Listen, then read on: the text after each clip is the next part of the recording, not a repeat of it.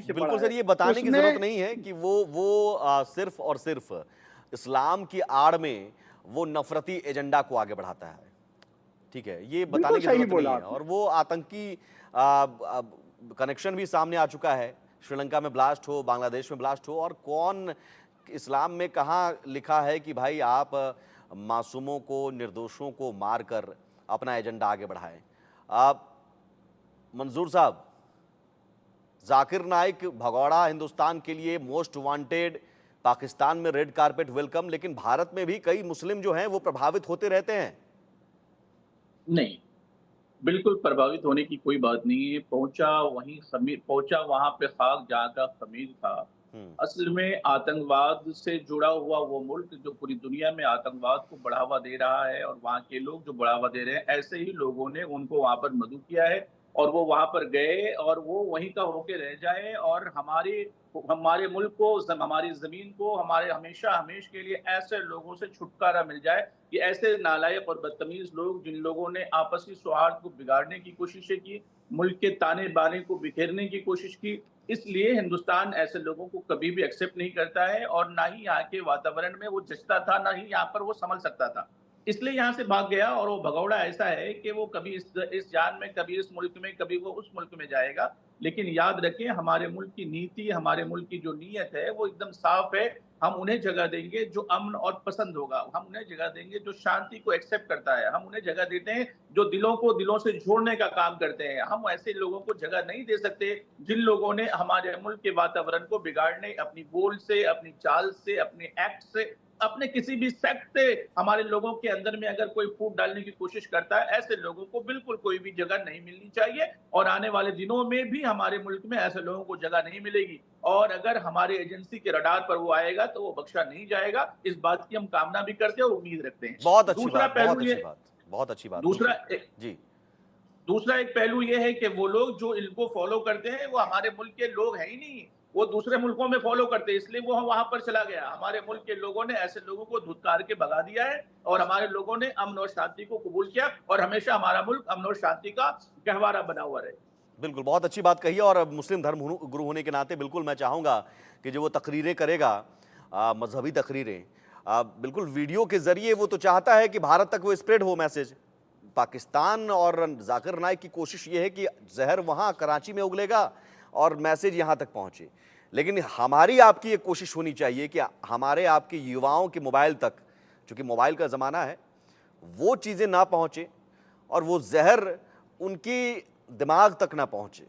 और ये हुआ है, चूँकि युवा भटक भी जाते हैं, तो मुस्लिम धर्म गुरु होने के नाते आपका ज़्यादा फ़र्ज़ बनता है कि उन युवाओं को आप सही रास्ते पर दिखाएं और बताएं कि ये कौन है, आतंकी है, ये भगौड़ा है, हिंदुस्तान का मुजरिम है। और ये अपील ज़्यादा ज़रूरी है, जो जैसा आपने कहा।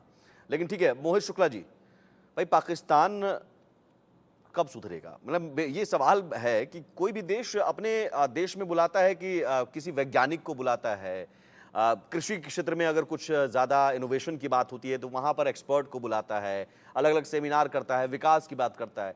ये कट्टरपंथी को बुलाकर वो क्या साबित करना चाह रहा है?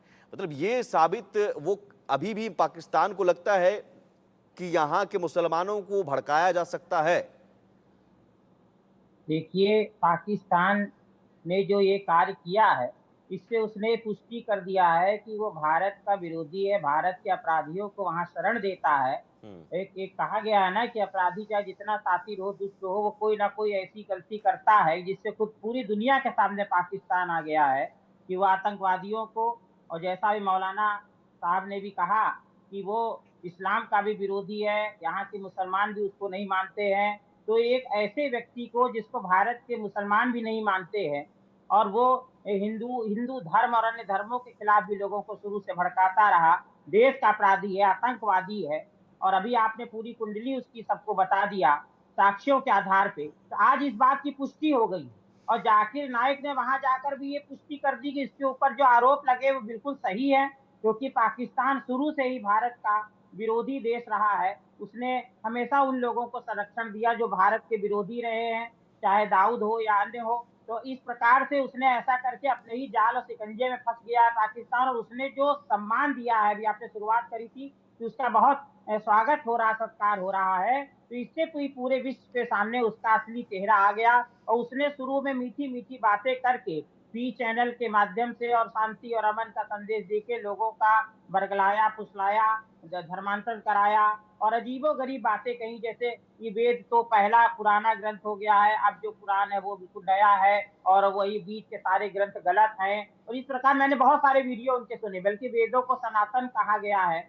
वेदों में परमात्मा कहते वायु नीलम व्रतम पेदम भस्मा तग्वम शरीर, कि शरीर को भस्म कर देना चाहिए। कुरान में लिखा है कि जमीन में दफना देना चाहिए। तो अब ये ईश्वर अपनी बात का विरोध करने के लिए बार बार उस बात को रिपीट क्यों करेंगे? एक बार कहेंगे भस्म कर देना चाहिए, फिर कहेंगे जमीन में दबा देना चाहिए। तो इस प्रकार से जो लोग अज्ञानी हैं, जो भोले भाले हैं, जिनको भाई बहुत सारे मुसलमान हिंदू ऐसे हैं कि जो वेदों को नहीं पढ़ते हिंदू और अपना साधारण पूजा पाठ करके और अपना रोजमर्रा की जिंदगी गुजारते हैं, ऐसे ही मुस्लिम भी है। तो उन लोगों को बरगला फुसला के धर्म के गलत अर्थ करके और श्लोकों का गलत अर्थ करके, कुरान की आयतों का गलत अर्थ करके, इस प्रकार से लोगों को बरगला फुसला के गलत दिशा की ये ओर बड़ी ले बात है, जाना, ये बड़ी बात है ऐसे जो मंजूर साहब, मुफ्ती मंजूर कुबुद्धि साहब। के जो लोग ये एक लूप होल है कहीं ना कहीं, ये कुरान के आयतों का को अब गलत इंटरप्रेट करके मिसलीड किया गया। जाकिर नाइक ने मिसलीड किया, धर्म का इस्तेमाल, मजहब का गलत इस्तेमाल किया।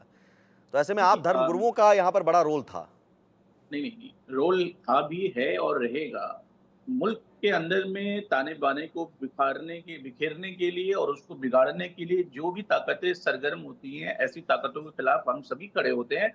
क्योंकि हिंदुस्तान का अमन पसंद, वो साधु हो, संत हो, मौलवी हो, मुफ्ती हो, यहाँ सबकी ज़िम्मेदारी है। अभी हमारे श्रीवास्तव साहब इतने ज़िम्मेदार शख्स हैं, उन्होंने अपनी तमाम बातें सामने जो रखी हैं, ये इस बात को साबित करती हैं कि देश के अंदर में होने वाले वो गलत काम, उसको कभी कोई सपोर्ट नहीं कर सकता है। चाहे वो कोई ऐसा महाराज कह रहे हो गलत, या फिर कोई बदतमीज इंसान गलत काम कर रहा हो, जैसा कि जाकिर नाइक। तो हम ऐसे लोगों का कभी सपोर्ट नहीं कर सकते। इस किस्म के लोग जब भी देश में आते हैं ना, तो देश का एक बड़ा तबका है वो अमन पसंद है, एक बड़ा तबका है जो शांति को पसंद करता है, बड़ा तबका है जो अच्छी अच्छी बातें दुनिया के सामने पेश करता है अपनी अपनी किताबों से। कोई अपनी गीता के जरिए, कोई अपने कुरान के जरिए, कोई अपने बाइबल के जरिए, कोई गुरु ग्रंथ के जरिए, हर एक शख्स अपनी बातों को सामने रखता है। अच्छाई को पसंद करने वाले अच्छाई कबूल करते हैं और गलत को पसंद करने वाले गलत का कबूल करते हैं। तो उन गलत का अंजाम गलत दुनिया ने देख लिया और आने वाले दिनों में भी दुनिया देखती रहेगी कि गलत का अंजाम हमेशा गलत ही होता है। और वो लोग जो गलत रास्ते पर चलते हैं, ना उसके लिए अच्छाई दुनिया में हो सकती है, ना आखिरत में हो सकती है। ये हमारा ईमान और अकीदा कहता है। और हम समझते हैं कि हर धर्म के लोगों की यही जिम्मेदारी, धार्मिक लोगों की जिम्मेदारी है, ऐसे गलत लोगों के खिलाफ अपना अपना झंडा बुलंद किए रखें और अपनी आवाज को लोगों तक पहुंचाते रहे और लोगों को बताते रहे जी। सच क्या है और सच्चाई क्या है। और वो कल हम करते आए हैं और हमेशा करते रहेंगे। और हमारे धर्मगुरु मोहित शुक्ला साहब हैं, वो शुक्ला साहब भी अपना वो कार्य कर रहे हैं जिससे कि लोगों तक अच्छा मैसेज जा रहा है। और हम लोगों का काम है लोगों तक अच्छी बातें पहुंचाना, वो हम पहुंचाते रहेंगे। इससे हमें कोई नहीं रोक सकता। और बिल्कुल। ये हिंदुस्तान इतना खूबसूरत मुल्क है, अपनी बातें कहने की इतनी मुकम्मल आजादी मिलती है कि अपने धर्म का आप प्रचार करिए, लेकिन किसी के धर्म पर कटाक्ष मत करिए। आप अपने धर्म का प्रचार कीजिए, लेकिन किसी को गलत ना कहिए। हमारा कुरान यही कहता है, लकुम दीनुकुम वलिय दीन, तुम्हारे लिए तुम्हारा दीन और उनके लिए उनका दीन है। तो हर एक को अपने धर्म का, अपने दीन का, अपने मजहब का सम्मान करना चाहिए। मैं करता हूं हर एक मजहब का सम्मान, आप करते हैं हर एक मजहब का सम्मान। यही समानता पूरी दुनिया में हमारे को सर्वश्रेष्ठ करती है, क्योंकि यह हमारे देश की, हमारी मिट्टी की खूबसूरती है, जो कि दुनिया के फूलों में वो खुशबू नहीं मिलती है जो हमारे मुल्क की मिट्टी से मिला करती है। तो ये हमारी जो खुशबू है पूरी दुनिया तक फैलती आई है और हमेशा फैलती रहेगी। ऐसे कीड़े मकोड़े आते रहेंगे, वो माहौल खराब करने की कोशिशें बहुत करते शानदार, रहेंगे, बहुत शानदार, तो खत्म बहुत हो जाएगा। शानदार, बहुत बढ़िया। कीड़े मकोड़े आते रहेंगे, बिल्कुल। लेकिन इन कीड़े मकोड़े को क्या विदेश तौर पर, विदेश नीति के तौर पर, कूटनीतिक तौर पर क्या सीरियस लेने की जरूरत है डॉक्टर राम श्रीवास्तव? क्योंकि बिल्कुल सीरियस भारत लेने का की भगौड़ा है, मोस्ट वांटेड है और पाकिस्तान उसका रेड कारपेट वेलकम कर रहा है, माथा चूम कर दी। ये तस्वीर देखिए, माथा चूम कर स्वागत किया जा रहा है। तो आम सरकार जो है कमर झुकाए हुए स्वागत कर रहे हैं। तो ये तस्वीर जो है भारत को भी कहीं ना कहीं ये बता रही है कि भाई देख लीजिए, आपके दुश्मन को हम ऐसे वेलकम कर रहे हैं। तो भारत का क्या स्टैंड होना चाहिए?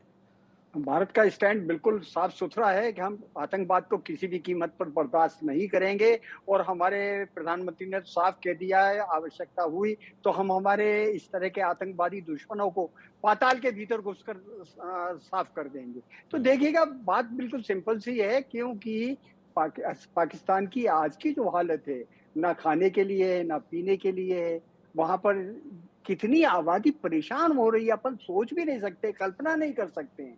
आज वहाँ पर जो आईएमएफ का उनको जो पैकेज मिला है, उसकी कंडीशंस क्या हैं? 51% वहाँ पर जो है आपकी बिजली महँगी होने वाली है। अभी तो आटा, एक अंडा ₹100 का मिल रहा था, अब टैक्स लगने के बाद ₹150 का वो मिलेगा। तो वहाँ की स्थिति, जाकिर नायक आ और गया है उनका सस्ता करवाने के दिमाग लिए। भटकाने के लिए जाकिर भाई को बुलाया है, हाँ। जिससे वहाँ की जनता जो है इनकी बातों में लपेटे में आकर जो असली समस्या है उसको वो उससे दूर हो जाएं। वो अपनी परेशानियों को छुपाने के लिए उन्होंने ये चाल खेली है, लेकिन ये पूरी तरह से असफल होने वाली है। मुझे विश्वास है भारत का एक एक नागरिक, हमारे मौलवी साहब और हमारे धर्मगुरु जैसे अपने विचार जब जनता में पहुंचाएंगे, तो निश्चित रूप से जाकिर नायक एक कीड़ा है, वो उड़ के चला जाएगा, पाकिस्तानियों के दिमाग में थोड़ा बहुत जहर भरेगा और वो उन्हीं को परेशान करेगा कि पाकिस्तान ने जितने भी लेकिन आपको आतंकवादी लगता है कि बातें। पाकिस्तान की जो हुकूमत है, जो आपने कहा, पाकिस्तान की हुकूमत शायद पाकिस्तान की जनता, पाकिस्तान की आवाम को भी समझ नहीं पा रही है। भाई पाकिस्तान बिल्कुल की नहीं आवाम समझ को पा अभी ये रही। जहर नहीं चाहिए, जहरीला ज्ञान नहीं चाहिए, पाकिस्तान की आवाम को अभी रोटी चाहिए। देखिए, पाकिस्तान के आवाम को रोटी चाहिए, दवाइयाँ चाहिए। अभी स्थिति ये हो गई है पाकिस्तान की, आईएमएफ के लोन के लिए उनको हम्म। $38 बिलियन का 6% के हिसाब से चाइना को लौटाना है अगले 3 साल के भीतर-भीतर, जो असंभव है। चाइना क्या कर रहा है? चाइना जो है वहाँ के सब खनिज संपदा को अपने कब्जे में कर रहा है। 99 ईयर्स की लीज पर वो उसको अपने कब्जे में ले रहा है। तो निश्चित रूप से ये मान के चलिए कि पाकिस्तान तो इस समय शीघ्र ही चाइना का उपनिवेश बन चुका है। और रहा सवाल वहाँ की जनता का, जनता और जब परेशान होगी, भूखों मरेगी। क्यों? अभी वहाँ हुकूमत किसकी है? प्रजातंत्र तो है ही नहीं। वहाँ जो हुकूमत है फौजी अफसरों की है, वहाँ की हुकूमत है भ्रष्ट राजनेताओं की है। आज 30% पाकिस्तान की जमीन फौजी नेताओं के कब्जे में आ चुकी है। बड़ी बड़ी कॉलोनियां बन गई है। चीन ने जो अपनी कॉलोनी बनाई है, उनकी रक्षा को लिए किसको बुलाया है? चीनी सैनिकों को बुलाया है। वहां पर वो सिक्योरिटी गार्ड बन रहे हैं। तो पाकिस्तान तो बर्बाद हो चुका है और वो दिवालियेपन पर पहुंच चुका है। ऐसे मौके में सिर्फ ध्यान भटकाने के लिए जनता, जिससे कोई विद्रोह ना करे, हाँ, इसलिए उन्होंने जाकर नाइक को वहां बुलाया है। तो बिल्कुल। इसलिए उनका लेकिन ये आदर इसका सत्कार असर कर रहे होगा हैं। नहीं, क्योंकि रोटी तो चाहिए ना। भूखे पेट तो वो कहते हैं ना, भूखे पेट भजन ना हो गोपाला। तो भूखे पेट तो ज्ञान भी नहीं, मजहबी तकरीर भी नहीं। क्या मंजूर साहब, भूखे पेट हो सकता है क्या?